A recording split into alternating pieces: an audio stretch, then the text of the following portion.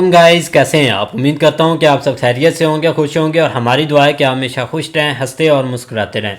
मेरा नाम है रहमान अनवर और मैं ज़फ़र इकबाल। और आज हम जिस वीडियो प्रयाग करने जा रहे हैं, इस वीडियो का टाइटल है this new Indian warship can handle nuclear war INS Mormugao. Morgue मुगाओ ये चल क्या ठीक है, मुर्ग लॉन्च। मुगाओ लॉन्च्ड। तो देखते हैं वीडियो। अगर वीडियो पसंद है तो लाइक सब्सक्राइब जरूर कीजिएगा और कम्युनिटी में अपनी राय का इज़हार जरूर कीजिएगा। तो करते हैं वीडियो भाई स्टार्ट।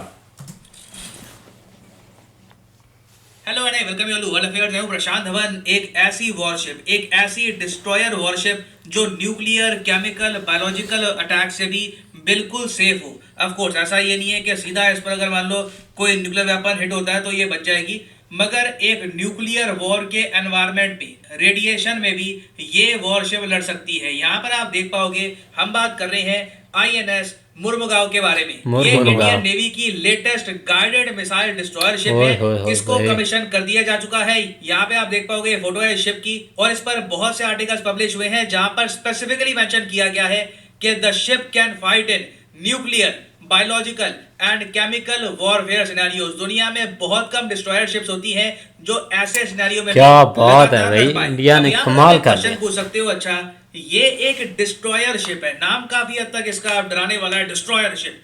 तो एक डिस्ट्रॉयर शिप और एक फ्रिगेट में अंतर क्या होता है? क्योंकि कुछ महीने पहले आपको याद होगा लगातार न्यूज आई थी कि इंडिया ने फ्रिगेट लॉन्च कर दी, एक और फ्रिगेट लॉन्च कर दी। एक फ्रिगेट तो हमने लॉन्च करी थी रशिया में। तो डिस्ट्रॉयर और फ्रिगेट में अंतर क्या है समझाता हूं आपको। पहले ये जान लो कि आईएनएस मुर्मुगांव, इसको कमीशन किया गया है मुंबई में। इसको बनाया गया है मैसगांव डॉक लिमिटेड में। ये आपसे एग्जाम में पूछ सकते हैं, इसको याद रखिएगा। अब बात करते हैं एक फ्रिगेट और एक डिस्ट्रॉयर के मेन डिफरेंस के बारे में। सबसे पहला डिफरेंस तो ये है साइज का।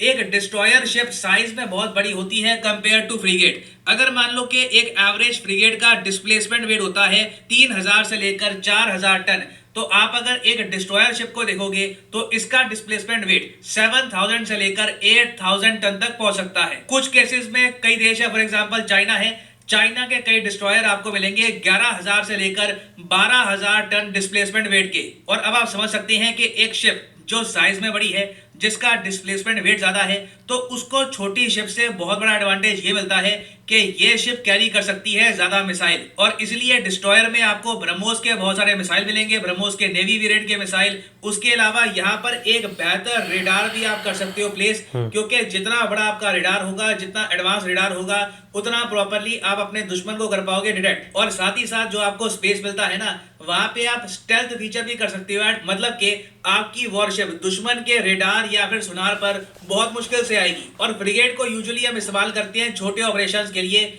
मगर मान लीजिए कल को आपको एक कोस्टल सिटी को बॉम्ब करना है, एक शहर है बिल्कुल समुद्र के किनारे पर, उसकी बॉम्बिंग करनी है, तो वहां पे आपकी नंबर 1 चॉइस होगी एक डिस्ट्रॉयर वॉरशिप। और एक इंटरेस्टिंग बात मैं आपको ये बता रहा हूं कि USA, United states of America की जो नौसेना है, वहां पे आपको कोई फ्रिगेट नहीं मिलेगी। वो लोग रखते हैं एक एयरक्राफ्ट कैरियर, एक डिस्ट्रॉयर। और इंडिया के केस में मैं आपको बताऊं तो सबसे ज्यादा हमारे पास है आज के समय फ्रिगेट। 13 है हमारे पास फ्रिगेट और 11 हैं हमारे पास डिस्ट्रॉयर शिप्स। क्योंकि देखिए इंडिया और चाइना के पास डिफेंस का बजट अभी इतना है नहीं कि दोनों देश 10-10, 11-11 एयरक्राफ्ट कैरियर रखे। तो इसलिए इंडिया चाइना डिस्ट्रॉयर और फ्रिगेट्स ऐड करते हैं अपनी नेवी में। और वैसे ये भी बात ठीक करें है। डिस्ट्रॉयर्स की, तो डिस्ट्रॉयर्स की हमारे पास 4 टाइप की श्रेणी है।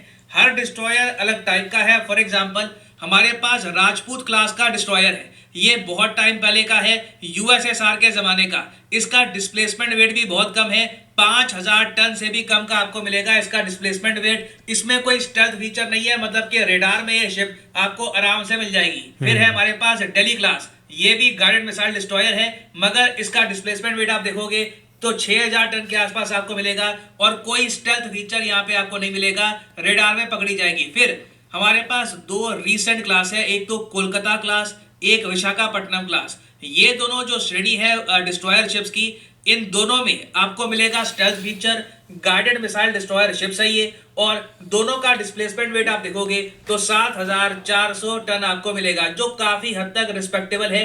दुनिया में यूजुअली जो भी बनती है डिस्ट्रॉयर शिप, इतना डिस्प्लेसमेंट वेट उसका होता ही है। तो अभी के लिए देखिए भारत का एक प्रोजेक्ट चल रहा है जिसमें हम लोग बनाएंगे विशाखापट्टनम क्लास डिस्ट्रॉयर्स। टोटल हम लोग बनाने वाले हैं ऐसी 4 वॉरशिप्स। विशाखापट्टनम एक भी बन भाई। चुकी है, कमीशन हो चुकी है आईएनएस विशाखापट्टनम, और एक अब कमीशन हो चुकी है आईएनएस मोरमुगांव। टोटल कॉस्ट है इस पूरे प्रोजेक्ट की 3,800 करोड़ रुपए। जी हाँ, तो इसका मतलब ये हो गया कि एक डिस्ट्रॉयर की कॉस्ट आ रही है ऑलमोस्ट 9,000 करोड़ रुपए। तो जो ये वॉरशिप हमने करी है अभी कमीशन, इसकी कॉस्ट 9,000 करोड़ रुपीस है, 1.1 बिलियन डॉलर्स। और जब आप 1.1 बिलियन डॉलर खर्चते हो सिर्फ एक वॉरशिप में, तो आपको बहुत सारी सहूलियतें मिलेंगी। बहुत बड़ी वॉरशिप है, तो यहाँ पे आप 2 ध्रुव हेलीकॉप्टर या फिर 2 सी किंग MK-42 भी हेलीकॉप्टर कर सकते हो प्लेस। इससे सबमरीन हंटिंग में भी आपको हेल्प मिलेगी। उसके अलावा इस डिस्ट्रॉयर शिप की रक्षा के लिए हम यहाँ पर 32 बराक 8 मिसाइल भी करते हैं डिप्लॉय। याद रखिएगा, बराक 8 मिसाइल अटैक करने के लिए नहीं है, ये एक डिफेंसिव मिसाइल है। और अटैक करने की वजह से अगर हम बात करें तो 16 आपको मिलेंगे यहाँ पर ब्रह्मोस एंटी शिप मिसाइल। उसके अलावा वेरियस और मिसाइल यहाँ पे और है, लैंड बॉम्बिंग के लिए, किसी सिटी को बॉम्ब करना है उसके लिए। और कल को मान लीजिए आपको यहाँ पर कोई स्पेसिफिक और मिसाइल डालना है तो वो भी आप कर सकते हैं, क्योंकि स्पेस बहुत ज़्यादा यहाँ पे आपको मिलता है। मगर चाइना से हम कंपेयर करें अपनी वॉरशिप्स को तो हम लोग बहुत बहुत ज़्यादा पीछे हैं। चाइना के पास टोटल डिस्ट्रॉयर कितने हैं? 50। फ्रिगेट्स हैं इनके पास 43। हम लोग चाइनीज नेवी से आज के समय बहुत ही ज्यादा पीछे हैं। कल को अगर भारत और चीन में जंग होती है, चाइनीज नेवी बड़े आराम से इंडियन नेवी से निपट सकती है। ऑफ कोर्स हमको अगर हेल्प मिलती है किसी और कंट्री की तो हम कहीं से फाइट पुट अप कर सकते हैं, नहीं तो ओवरऑल नंबर्स के मामले में आप अगर देखो तो चाइना बहुत आगे निकल चुका है। उसके अलावा जो इनकी डिस्ट्रॉयर शिप्स है उनका डिस्प्लेसमेंट वेट भी 11,000 टन के आसपास आपको मिलेगा। तो मतलब कि चाइना की वॉरशिप्स में ये लोग ज्यादा मिसाइल भी कर सकते हैं डिप्लॉय। मगर दूसरी तरफ अगर हम कंपेयर करें अपनी डिस्ट्रॉयर शिप को पाकिस्तान के साथ, तो पाकिस्तान के पास आज के समय गिनती की 2 डिस्ट्रॉयर शिप बची हैं, वो भी बहुत ज्यादा पुरानी है, 1970s के टाइम की है। और इनका जो डिस्प्लेसमेंट वेट है ये भी 3,000 टन के आसपास है। तो जो 1971 में हुआ था, जैसे हमने पाकिस्तान की डिस्ट्रॉयर शिप कर दी थी डिस्ट्रॉय, वो हम आराम से रिपीट कर सकते हैं। पाकिस्तान के पास कोई अभी प्रॉपर कंपटीशन है नहीं इंडिया की नेवी का। मगर ऑब्वियसली हम लोग पाकिस्तान की तरफ नहीं देख रहे, हम मान के चल रहे हैं कि हमारी डिस्ट्रॉयर शिप में ये कैपेसिटी होनी चाहिए कि अगर मान लो न्यूक्लियर वॉर हो गई, हर जगह रेडिएशन फैल गया, उस समय भी जो हमारी नेवी के पर्सनल होंगे इस वॉरशिप पे, उनके पास ये सुविधा होगी कि न्यूक्लियर रेडिएशन एनवायरनमेंट में भी ये लगातार लड़ते रहें, इनकी वॉर नहीं रुकेगी। और सेम केस होगा बायोलॉजिकल और केमिकल वॉरफेयर में। इसको कहते हैं एनबीसी प्रिपेयर्ड वॉरशिप। दुनिया में एक अब नया आप कह लीजिए मॉडर्न ट्रेंड चल रहा है कि जो भी अब नई नेवी की शिप बन रही है उसको कोशिश किया जा रहा है कि एनबीसी प्रिपेयर्ड रखा जाए। अब यहाँ पर मुझको ऐड करना पड़ेगा कि ये वीडियो देखकर जो भी मैंने आपको अभी डिटेल्स बताए हैं, ये मत अज्यूम कर लेना कि हमारी नेवी की जो प्रोग्रेस है, जो हमारी नेवी में अभी एडिशन होने हैं शिप्स का, ये तेजी से आगे बढ़ रहा है। कुछ प्रॉब्लम्स है।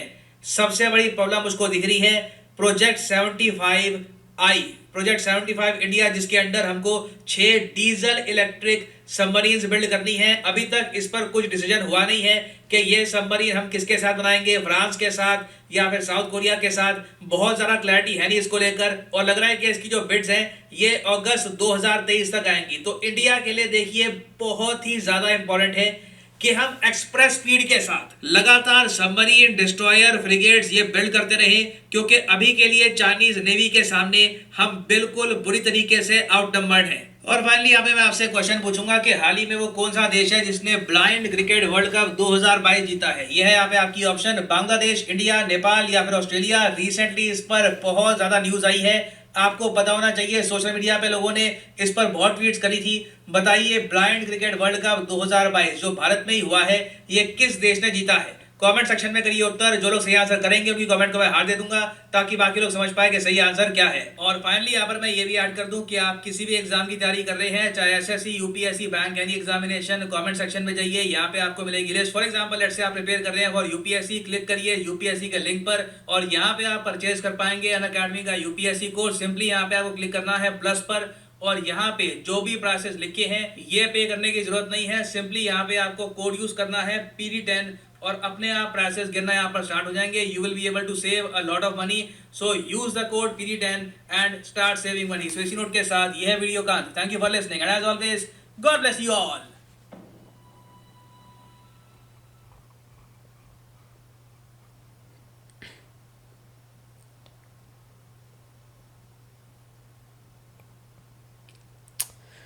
हाँ जी गाइस, तो जैसा कि आप वीडियो देख रहे थे, बिल्कुल भाई एक काफ़ी अच्छी न्यूज़ है भाई इंडिया के लिए, और एक हैरान करने वाली भाई चीज़ है। क्योंकि अगर देखा जाए तो भाई एक नई से नई भाई डेवलपमेंट के साथ साथ ये चीज़ें भी भाई बहुत ज़रूरी हैं, और जो इंडिया भाई कर रहा है और जिसको वो भाई क्या उस चीज़ को अपने आप को भाई मना रहा है इस चीज़ में, नहीं ये बिल्कुल चीज़ ऐसे ही है है। भाई। जिस तरह आप देख लें, 1-2 दिन पहले एग्नी 5 जो है ना, उसका जो उन्होंने वो टेस्ट किया अभी तक न्यूज़ में है, हाँ, और वो भाई अभी ऊपर न्यूज़ से में ही है, ये और आज चीज़ ही आ उसके गई। ऊपर एक वीडियो बनाई, साथ दूसरी जो है ना वो एक और आ गई है, वो भी इस डिस्ट्रॉयरशिप हाँ बिल्कुल भाई, फ्रिगेट। डिस्ट्रॉय शिप है। लेकिन और हमारे लिए एक जो है ना दोनों नई चीज़ हैं, और हमें जो बिल्कुल जो है ना वो एक इल्म में भी थोड़ा इसके साथ इजाफा हुआ।